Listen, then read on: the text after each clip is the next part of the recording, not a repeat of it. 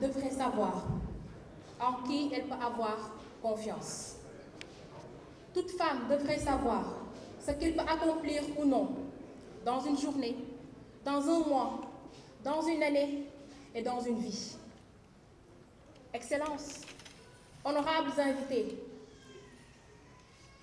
c'est avec ces mots de Maya Angelou, écrivain noire américaine, grande militante de la condition féminine, que moi, Diarietou Mangane, présidente de la jeunesse féminine du parti Les Démocrates Réformateurs Yessal, du président Modou Diagne Fada, je vous salue et vous souhaite la bienvenue à ce grand oral. Lors de notre 8e session à l'Académie libérale, il nous a été demandé de nous décrire en une image qui nous symbolise. Et sans hésitation, l'image qui m'est venue à l'esprit fut une bouche. Une bouche pour parler. Mais que dire? Et pour qui le dire?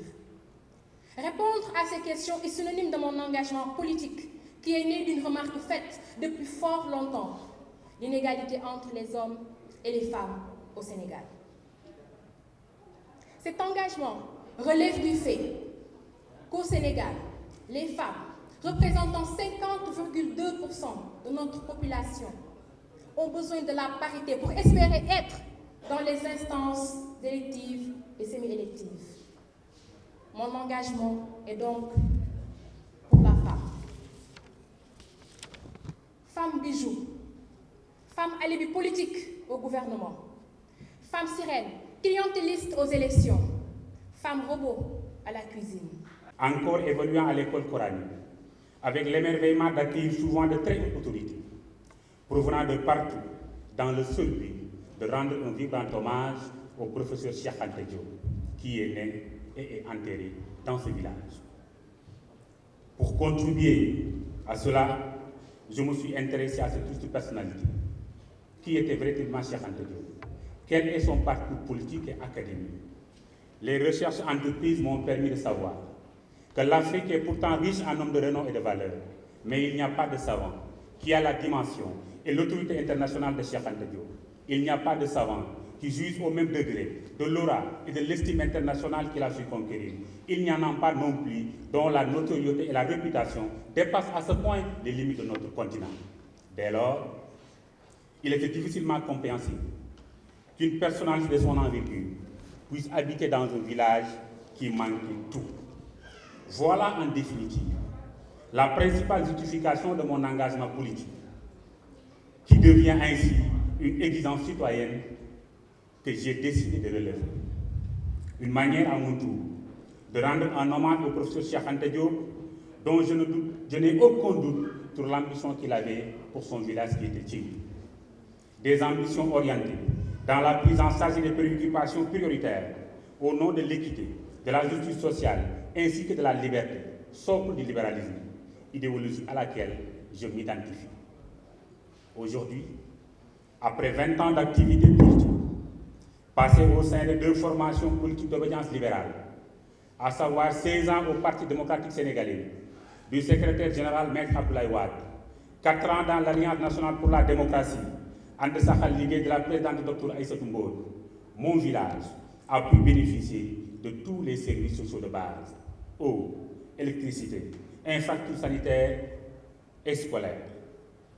Mon engagement politique au départ local, puis territorial, évoluera naturellement vers des ambitions nationales. Car, en effet, conscient que le développement local est un processus endogène d'accroissement durable pour le bien-être de la communauté, je me suis engagé comme candidat maire de la commune de Dingraï au nom de la grande coalition Yewwi Askan Wi en vue de prendre en charge les préoccupations des populations.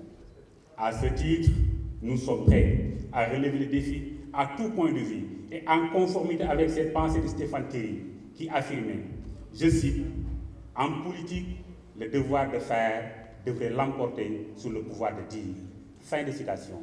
Pour finir, je demeure plus que jamais convaincu que déterminés et solidaires à faire face ensemble aux multiples défis qui nous interpellent, Dieu, le Tout-Puissant, nous donnera la force et les ressources nécessaires pour que nous puissions restituer à notre cher Sénégal tout son rayonnement et le propulse sur le chemin du développement.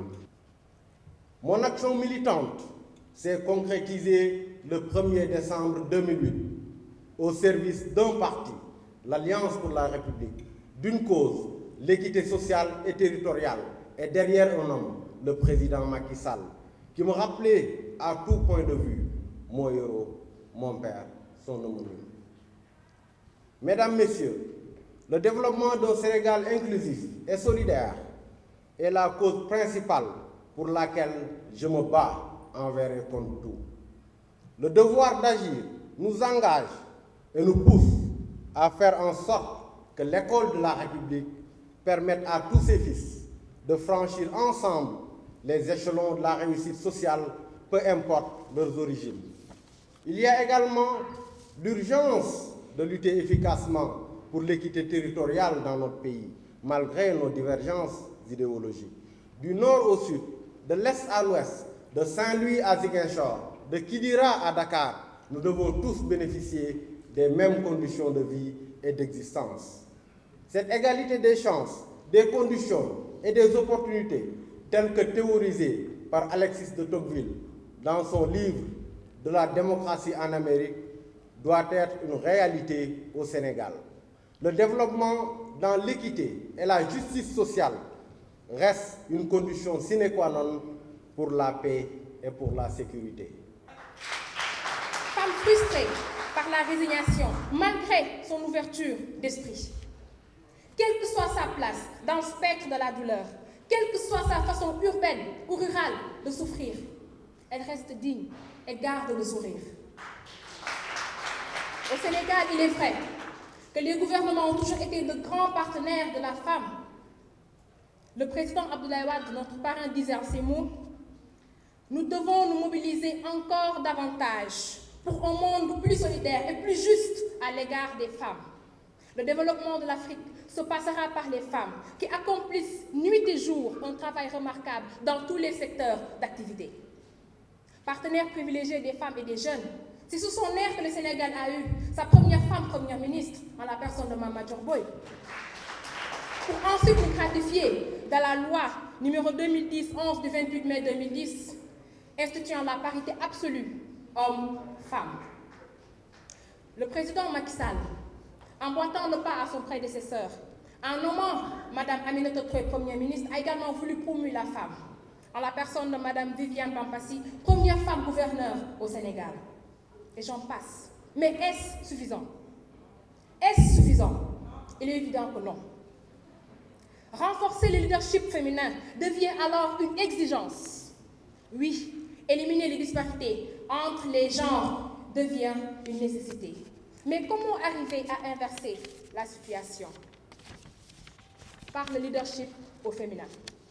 Il s'agit nécessairement de penser à la formation de la jeune féminine, notamment les jeunes filles, relève de demain, en vue de les rendre plus aptes lorsqu'elles seront au devant des affaires publiques.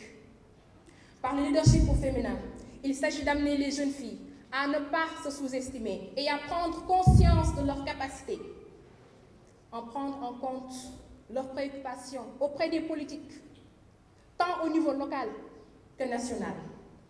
Par le leadership au féminin, il s'agit de comprendre comment défendre nos droits et comment aussi faire nos devoirs dans la société dans laquelle nous voulons évoluer. Par le leadership au féminin, enfin, il s'agit de cultiver en nous, femmes, l'intérêt à militer dans les associations et à y occuper des postes de responsabilité, mais aussi de faire partie des instances de prise de décision. Excellences, chers invités, notre objectif est d'avoir davantage de femmes dirigeantes dans les États membres de l'Union africaine. Plus de femmes, plus de jeunes femmes leaders, plus de jeunes femmes qui font bouger le monde. Au cours de cette formation, j'ai pu comprendre le sens de mon engagement politique, sa quintessence. Mon engagement politique est tributaire de deux éléments essentiels, héritage et action militante. Héritage d'abord, par le legs reçu d'un vaillant père, militant déterminé du socialisme, mais qui ne m'a rien imposé. Tout au contraire, il m'a toujours incité à prendre ma propre voie.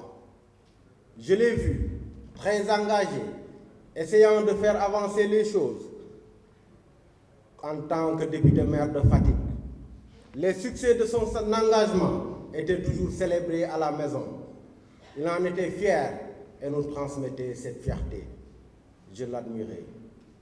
Il était mon héros et je voulais suivre sa trace. La flamme militante était désormais allumée en moi et plus rien ne pouvait l'éteindre. Mesdames, Messieurs, à partir de ce moment, il fallait tout faire pour être digne de cet héritage, de ce legs, en profitant des moments passés à ses côtés. Cet héritage m'a conduit à vouloir m'instruire davantage, à acquérir une plus grande culture politique et me lancer dans l'action militante qui est la seconde raison de mon engagement politique. Cette action militante nécessite un combat. Oui, un combat dans la démocratie et pour la patrie, comme le fit notre parrain, Maître Abdoulaye Wade, depuis 50 ans de vie politique. Ou encore Cellou Dalein Diallo, depuis tant d'années, pour le triomphe de l'état de droit en Guinée.